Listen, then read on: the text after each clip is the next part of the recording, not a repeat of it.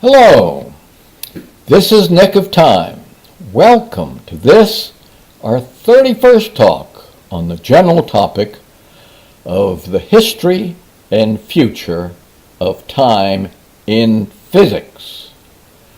Today we're going to be talking about the flaw in special relativity's view of time. And yes, we've talked about that before. The best way is to look at the twin paradox, because the twin paradox is all about proper time, which is an excellent physical construct. It's operationally defined and a great tool for showing the problems with special relativity's view of time. Okay, while relativists will agree that there's a way to reconcile the twin paradox with the special relativity, they generally disagree with a whole lot of the reconciliation arguments and try and come up with new and better ones because they see the flaws in the old ones. In this case, we're going to look at reconciliation arguments that are built on Minkowski diagrams and that use the invariance of special relativity's interval. So in this case, this one is consistent with the age-old standard reconciliation argument, but and we'll go on to the next to explain that Minkowski diagrams are graphical representations of a special relativity space-time model and the effects of special relativity's time dilation equation. So they're consistent with the standard reconciliation argument, but they're taking a look at it from a graphical point of view. But as such, because they're equivalent to the equation argument, they have exactly the same shortcomings as the special relativity model and the special relativity's equations.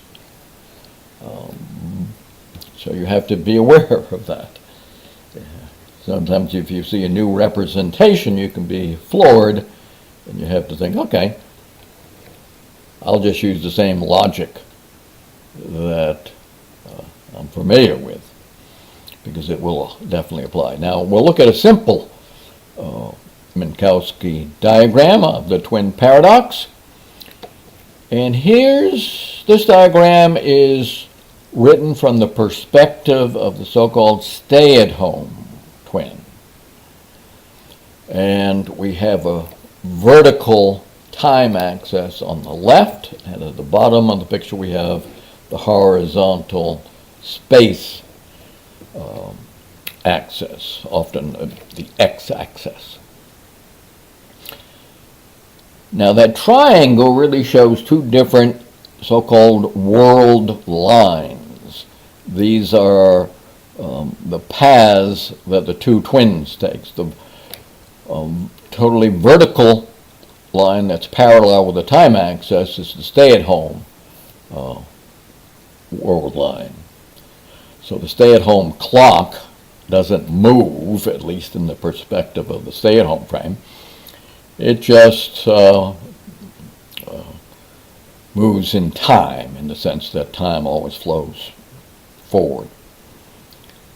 Whereas the traveling twin, it not only moves in time, but it goes away from the stay-at-home twin and moves in the positive direction of the space axis, and then makes a turnaround and reverses its space dimension to reunite with the twin. So there are two lines. The vertical line for the stay-at-home twin, that's his world line, and the two dotted lines representing the world line of the traveling twin.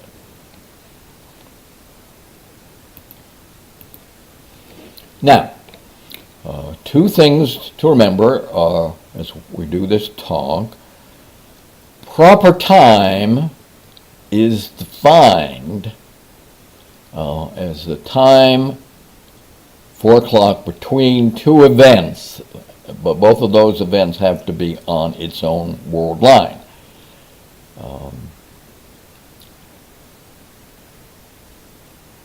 All right, proper time by definition is absolute and invariant and observer and frame independent.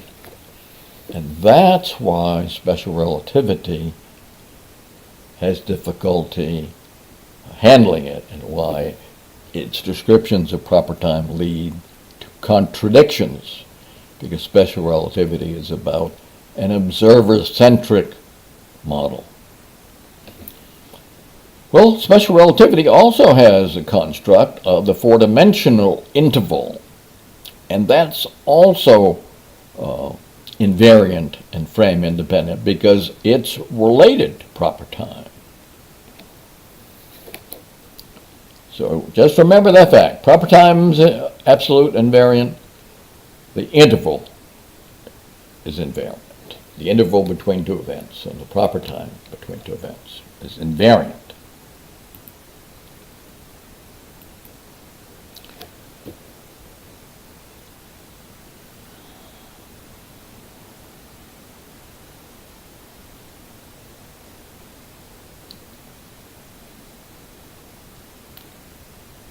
Alrighty, let's take a closer look at special relativity's interval and its relationship with proper time. Now, you're not going to have to remember the equations, just the conceptual point that we'll come up with down at the bottom of the page.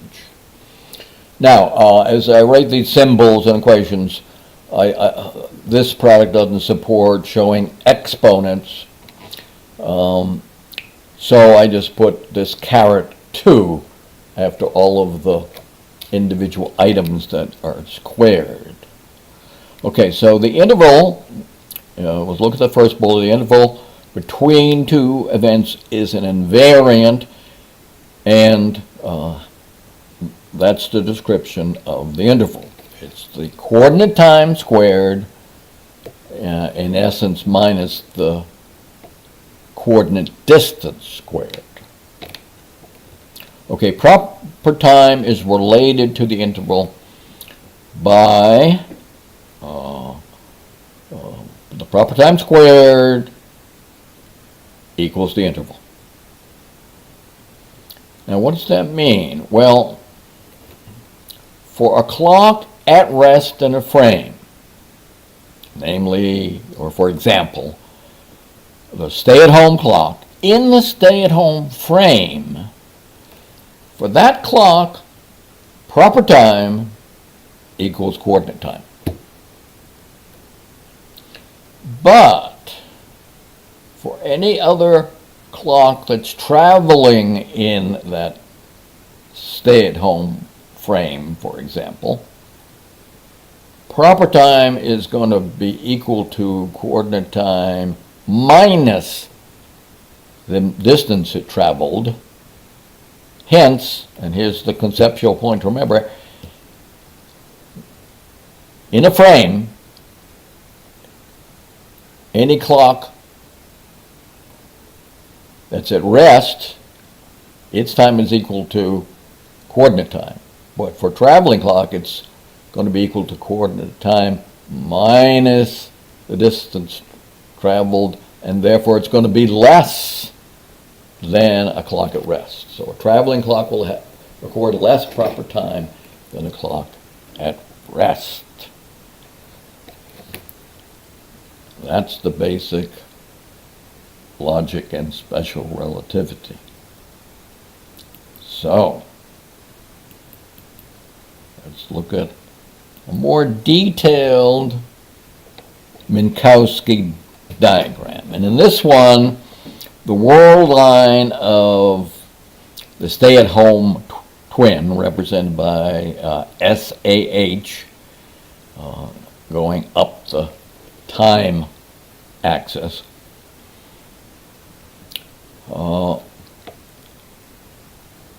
So for the stay-at-home twin,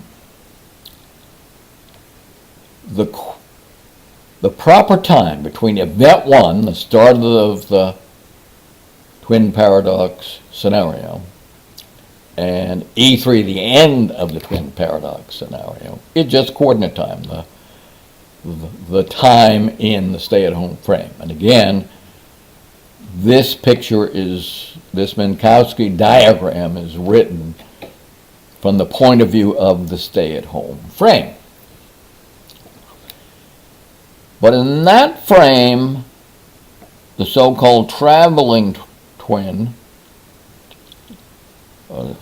shown as TRV, first going out along the x or space axis and then coming back in along the axis as well as moving in time. He's got those two diagonal dashed lines as his world line. So he travels in time, but as we just discussed, his proper time, according to special relativity, must be less than the stay-at-home's proper time, because his time is going to be the stay-at-home's proper time, coordinate time, minus an amount that's proportional to how far he's traveled in space. Not his net distance, but his gross distance traveled. But remember that in special relativity, all frames are equal. And now here this argument is built based on the view from one frame, namely the so-called stay-at-home twins frame. So there's sort of a tacit assumption that the stay-at-home frame is the single preferred frame where we have absolute rest. And anyone who's moving like the traveling twin is in absolute motion. But that's against the very core of special relativity, and that's what leads to eventually the contradiction. And the contradiction can be easily seen if, instead of just looking at one frame, we look at two frames. Because if we look at two Minkowski diagrams, then we see the contradiction that arises from looking at two diagrams that are built on the tacit assumption that each diagram is looking at the single preferred frame.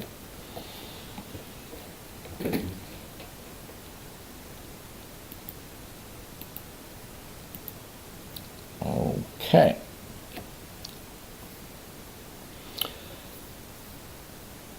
So, now we'll look and have a Minkowski diagram, but we're going to use a different frame. We're not going to use the stay-at-home frame. We're going to use the traveling twins outbound frame. So in that frame, the traveling twin is at rest, and he's shown his path is parallel to the time axis. And he just moves in time, and he doesn't move in space because he's at rest with respect to the frame we've chosen as the base frame for our Minkowski diagram. And in this frame, the so-called stay-at-home frame is actually traveling. He's moving through the traveling twins outbound frame. In that frame, the stay-at-home twin moves through space.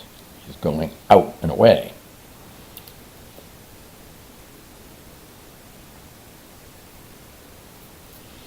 So this frame looks at um, the twin paradox between event 1 and event 2, between event 1 that starts the scenario and event 2, which is the midpoint turnaround. Next, we look at the other part of the scenario from event 2 to event 3. And there the traveling twin is still going up parallel with the time axis, because we're looking at it from the traveling twin's inbound frame. And in that frame, the traveling twin is at rest. And in that frame, the stay-at-home twin is moving through space as he's moving back toward the traveling twin from the perspective of the traveling twin's inbound frame. Now, one in special relativity, one is perfectly free to look at anything from any inertial frame, and so these are all perfectly valid looks. It's rather explicitly stated that all frames have equally valid looks in perspective.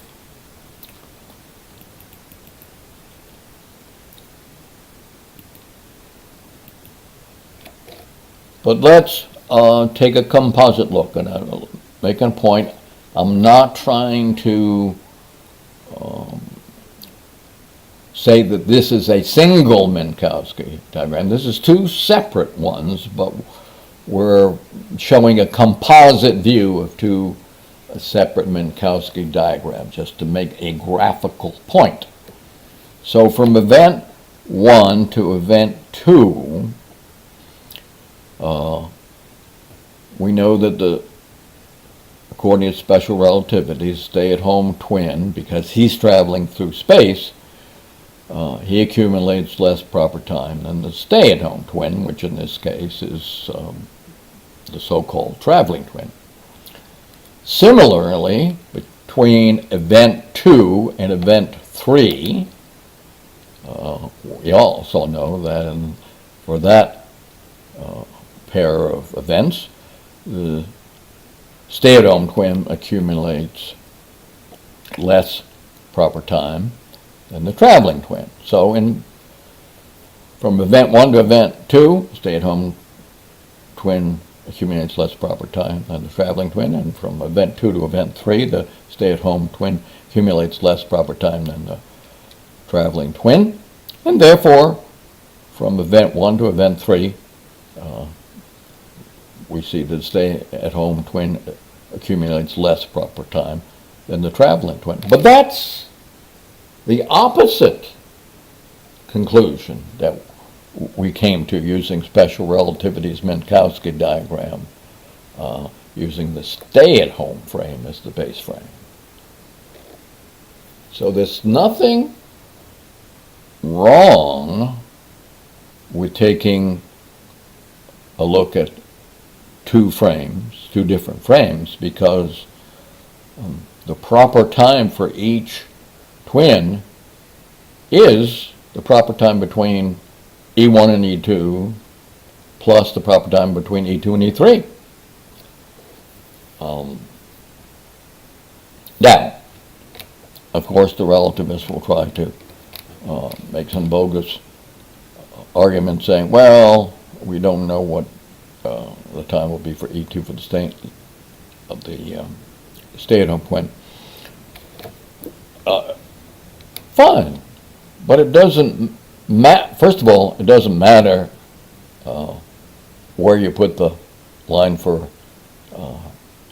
E2 for the stay-at-home twin, because if you add two numbers, both of which are less than the corresponding number for the traveling twin, the total is going to be less, and you definitely can add proper times together. But the second point is E2 for the stay-at-home twin has to be as shown in these diagrams by symmetry. Otherwise, you're saying that there's a difference.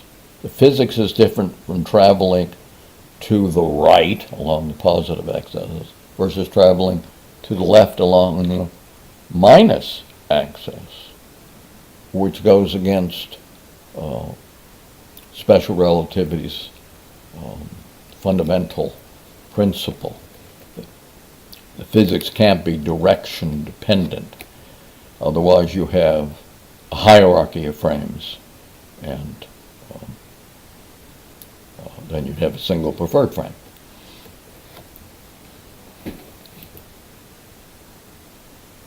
So what's our summary here? Well, special relativity says whichever twin is at rest in a frame will accumulate proper time at the fastest rate. And if one applies special relativity using the stay-at-home frame, then clocks at rest of the stay-at-home frame will accumulate proper time at the fastest rate. However, as we just saw, if we look at the out and inbound segments from the point of view of the out and inbound frames respectively, then in special relativity, the so-called traveling twin will accumulate the proper time the fastest, because in those frames he's at rest. So we're led to a contradiction. Now, if Einstein's claim for the twin paradox is invalid, if it leads to a contradiction like we've just seen, that means special relativity cannot be describing proper time.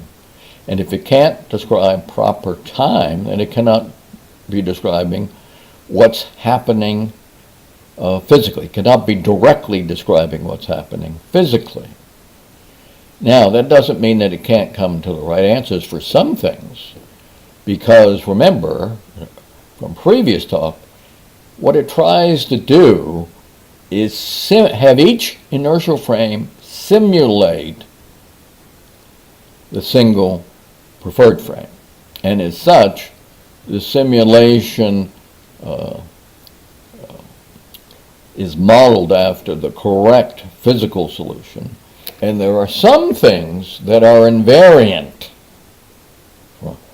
from frame to frame.